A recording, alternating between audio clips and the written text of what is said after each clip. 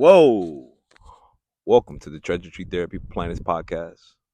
I'm your host, Brandon O, also known as Master Cheeze, CEO and owner of Treasure Tree Therapy.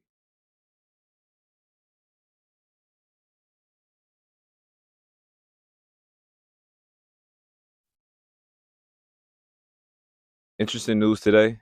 Today's Tuesday. It's a beautiful day. The sun's beaming, getting vitamin D. Aaron Rodgers has officially torn his Achilles. It has been officially reported that he has torn his Achilles. That means a lot. I'm going to deep dive into the nature of the injury. How could it have happened? How could it maybe have been prevented?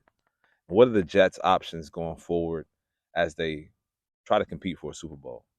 But before we dive into it, please like and share. You can subscribe if you would like. Just want to get this content out for any athletes or any professionals who want to have a long career, play with their kids, just prevent as many injuries as we can. Let's get right into it. All right, it's been officially reported that Aaron Rodgers has torn his Achilles.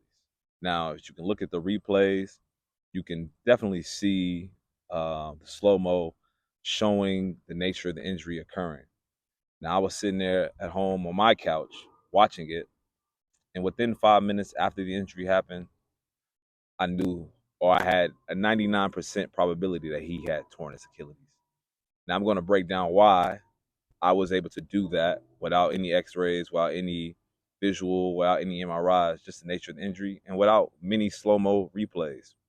The first thing we want to look at here is we want to look at the ankle, right? You see there's no trauma to the area. You see that there is not like a lot of breakage, a lot of collision going on at that area where a lot of force is impacting that area to kind of cause a breakage. Okay. Now we take away the possibility of maybe it being broken or high ankle sprain. Then we look at the leg extend. Now he could have also got close to tearing his ACL or PCL just by the nature of him being pulled or the nature of the real quick stretch that happened with the calf. But it came down to the calf, and typically speaking, when an Achilles injuries happen, the individual is not able to walk like right after it happens. You know, they eventually are able to get up, they're eventually able to move, but more times than not, they kind of fall to the ground and they don't really feel like they can walk. Now, with Aaron Rodgers' case, that's exactly what he did. Waved to the staff, and he knew something was wrong. Not a very good sign. He was able to get up with some assistance and walk. But even as you see him laying on the ground or sitting on his butt, you can see that foot's not moving, right? If we really look close into the detail of the replays or whatever visuals you have, Aaron Rodgers does not move that ankle. It's not moving his toe, and he can barely really put a lot of weight on it. Gets up, they put him to the tent. Now, the ESPN was trying to find as much information as they could. The team does what they do, damage control. The game has to go on, and they ruled it an ankle injury. Now, when they go into that blue tent, a lot of the doctors are able to kind of know based off of their history, their experience, when injuries happen, they put them into certain criterias, and under that blue tent, they kind of knew that it was an Achilles injury, just based off them being professionals. They're really good at their jobs. They way to break that down. But even going into the locker room, coming in and out of it, the somber feeling that left the stadium. When you leave the stadium and you can't put weight on something, it's not really a good look. And so the official word came out, it was an Achilles injury. And so for as I'm watching it on the couch, I'm hitting these checkpoints and I can see that these are traditional signs based off my 10 plus years of being in this field about what occurs. Now, why does that happen? And how does that happen on such an early part of the season? How was Aaron Rodgers out for the season, 39 years old, playing high level football, arm like a cannon. How does it take just that split second for his injury to happen? Well, as you can see with the reports, it says that he had strained it um, early in training camp and that he had been dealing with that for a while. So it seems like there was something going on with his body before the game even started. And so injuries, the body tells you certain things and it gives you signs and it lets you know that something's not right. And as athletes, professional athletes especially, you're paid to push past the pain. You're paid to keep going until you can't go no more. That's just the nature of the game, the nature of the business. For Aaron's case, it would have been nice if he would have known a little bit more of how to manage that injury, especially for his neurological system. And that's what we'll deep dive into more. But I believe with his age, at the age 39 years old, um, he's playing in a very high intense, a very big game. It's 9/11. He's running around the flag. He's greeting celebrities. This is a star-studded event, and it's something that Aaron Rodgers hasn't really been a part of. When you break down his history being in Lambeau, the commentators brought it to the attention. Like, Lambeau has the frozen tundra and everything, but you don't get this magnitude. You don't get this capacity of fans on this day often. And looking at his age as he's going up, that environment seemed a little stressful for him. If you look at the pregame tape, you break down his body language. He was very excited, but he was a little nervous, like you always are. But that game was a high stress environment. So I think the combination of him being at the age he is, having a history of the calf bothering him earlier, and just having a lot of stress going into that game, he was already ready to. He was running before the game even started. Didn't really feel comfortable. It's the first game of the season. There's a lot of things that's building up until why injury could happen so fast and so suddenly just pop like that. Those are just some of the components that I've been following as I've been detailed, working with athletes, viewing athletes, looking at replay, listening. These things have to be considered when you're getting into football and its longevity as you get older. The problem is now, and it's not really a problem when you're younger, but when you get older, your body doesn't handle the things that it used to. It's nice to squat a lot of weight, right? We see Nick Chubb. That man's an animal in a weight room. But as he gets older, those weights will not treat his body the same.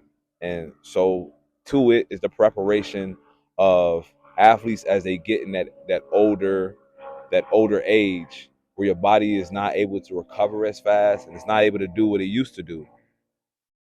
So looking at Aaron Rodgers, he might have always prepared the way he did, but he ended up having a calf strain. Now you manage the calf strain, get the pain down, but do you address it on the nervous system, the neurological system? Uh, I was watching. I was doing a conference. I was watching a doctor speak about it, right? Um, Out of the University of California, San Diego, and she brought up a great point with her research. The doctor's name is Sherry Gurur Cohen. I might have mispronounced it. I'm sorry if I did. But she's doing some very impactful research and she's getting down to solving these problems, educating us more on the public about what she's finding in the lab. And what she found was that the lymphatic system, the blood vessels, and the nervous system are so tightly knit, so close, and very important. And we think that things diminish as we get older, which is true, but she was able to conclude and show that the lymphatic, when you're young, it's nice, tall, kind of like a tree, right? You see trees, plants. When you first get a brand new plant, stand up nice and tall. Old hair follicle stem cells. So again, just to tell you, they are there. They're not gone, even though we're turning bald or the hair is not growing as well. The stem cells are there, but their structure is completely collapsed. So they're no longer maintaining this beautiful structure. But if you don't take care of that plant, you don't give it the proper nutrition, or begins to age, or it can't handle the stress of its environment, it begins to start to tilt. And now, if you know science, Structure equals function. So if your lymphatic system is great like this, and now you're getting older and it's doing like this, you're going to have some issues no matter how hard you train, no matter how much nutrition you put in your body, no matter all of these things. The structure has shifted. So that means that the supply coming from the blood, supply going to the nerves, is decreasing. In addition to the collagen breakdown that happens as you get older. So these things, these changes as you get older, lead to increased risk of injury. And if you don't understand it, if you aren't aware of it, you're gonna do what you did all the time, but you're not addressing the issue because you're not understanding that your body can't handle what it used to.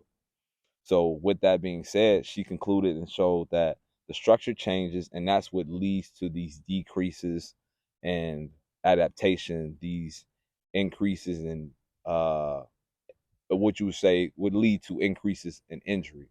So the understanding of that as an aging athlete, this is just a message to anybody who playing sports, right? If you want to be a sport, you want to be 40 years old, you want to be in a triathlon, you want to do these things. Not only do you have to worry about the diet, the fitness, all these pieces, you have to take care of your neurological system, which controls everything you do. And you also have to take care of your lymphatic system, which helps clean up your neurological system. When we start to understand these things, we can do better as medical practitioners to kind of provide better care for our athletes. Um, with this being addressed and this being said, Aaron Rodgers, his outlook is out for the season. I'm not really sure how many miracles you can do. The season just started. Usually Achilles injury, 6 to 8 months. Peak performance you can get in with 6 months, but that's a long window for a quarterback to kind of bounce back at the age he is. So now that we understand Aaron Rodgers' season is over with, possibly his career, depending on how determined he is to come back. Now we have to look at what the Jets can do, right? What can the Jets do to keep them as Super Bowl contenders? And they have a couple options. I personally believe that they have a couple options. The first option, as you can see, is ride with the QB you have. Ride with the QB that's familiar with your culture. Ride with the QB that's familiar with your locker room environment. Just ride with that and have his energy, have his confidence build up. Now, the thing about this team is it's reminiscent now that Aaron Rodgers is not there of, the Chicago Bears when they made it to the Super Bowl with not a lot of offensive firepower at the quarterback position. The snap, it's a short punt. Gibson on the return, near side. I don't see any flags. Gibson inside the 30. Hits the Jets. And he's going to go. Jets win it. You have two dogs at running back. Breece Hall and Dalvin Cook. Those are A1s, and you can see even Hall coming back from his injury. He's still a man to mess with. He's a very high talented athlete, and he can be expended and decreased, keep his longevity prime when you have somebody like Dalvin Cook in that backfield. So now you have two power horses where you don't necessarily need the quarterback to be Aaron Rodgers. You just need him to kind of manage the game and put it into your defensive hands. The defense is very solid. The defense is very good. The season's not over with. You're gonna have to face some tough competition, but overall, the goal of the organization is to make sure that your quarterback can at least help win you games or manage games and put it into your defensive hands. That's a strategy. People may disagree with it, but I'm just going based off of facts, going based off history. When you have something like that, you need to have a good game manager, and you got to rely on your defense with field goal kickers. You don't need to score 50 points to win Super Bowls. That's my point number one. My point number two, and this may not be a popular opinion, you're going to say this is crazy, but this is New York. You take the owner, you take the coach, you take whatever you need. You go to Tom Brady's doorsteps, you bring his wife in, you had the kids all circle around, and you make sure that you present the best case scenario for Tom Brady to come out of retirement to help win your city a Super Bowl. Now, again, this is outside the box thinking. But what else does Tom Brady have to do on a team like that? He has literally everything at his disposal. He knows the game. He has a strong defense behind him. He has a city behind him. He's not shy in big moments, and he can handle the moment. Although he's aging, he doesn't necessarily have to put the ball downfield like that. And if he does, you see what type of talent he has around him. So those would be my 2 points if the Jets were to try to move forward and relinquish the season and compete with the Patrick Mahomes. And Josh Allen had a bad game, but he's still coming back. So those are your options as the Jets. Other than that, you can play with picking up a quarterback and doing these things, but we know how championships work. You just don't insert somebody and just make that culture change who hasn't been around training camp, who's not on that level. There's only a certain amount of people that's on that level, and those are the 2 options. So that's all I got to say about the situation. We're running a little bit over. I try to keep these videos a little bit low. But this is a part of the Treasure Tree Therapy podcast. I'm just going to get more videos out as the season progresses. This is only week 1. If you guys have any questions, any concerns, you can share. You can DM me at TreasureTreeTherapy.com, or you can email me, at TreasureTreeTherapy@gmail.com. And we're here to continue to plant seeds for future generation success. Master Cheese out.